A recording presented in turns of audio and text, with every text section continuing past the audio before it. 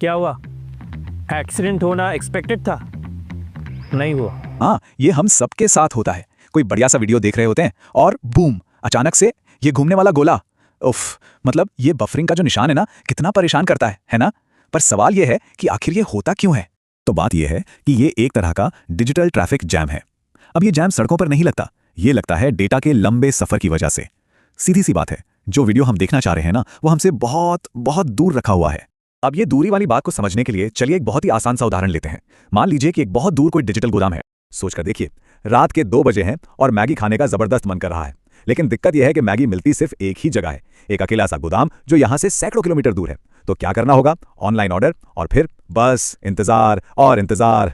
और पता है, ये जो दूर के गोदाम से मैगी मंगवाने वाली बात है ना, ये बिल्कुल वैसा ही है जैसा एक सेंट्रल सर्वर से वीडियो का डेटा मंगवाना। दोनों में प्रॉब्लम एक ही है, दूरी बहुत ज्यादा है और इसीलिए टाइम भी बहुत ज्यादा लगता है। तो होता क्या है, सबसे पहले हम एक रिक्वेस्ट भेजते हैं, फिर वो दूर बैठा सर्वर उस रिक्वेस्ट को प्रोसेस करता है। उसके बाद डेटा एक लंबा लंबा सफर तय करके हम तक पहुंचता है और नतीजा वही बफरिंग। टेक्नोलॉजी की दुनिया में इसी देरी को, इसी इंतजार को लेटेंसी कहते हैं। पर क्या इस प्रॉब्लम का कोई स्मार्ट और तेज तरीका हो सकता है? मतलब क्या हो अगर वो गोदाम ही चलकर हमारे पास आ जाए? चलिए मैगी वाली बात पर वापस आते हैं। अब जरा सोचिए, अगर वही मैगी घर के कोने वाली किराना दुकान पर मिल रही हो तो फिर कितना आसान हो जाएगा सब कुछ, है ना?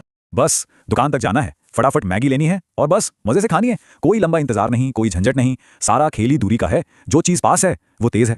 और बस इंटरनेट की दुनिया में यही किराना दुकान है हमारा कंटेंट डिलीवरी नेटवर्क, यानी कि CDN।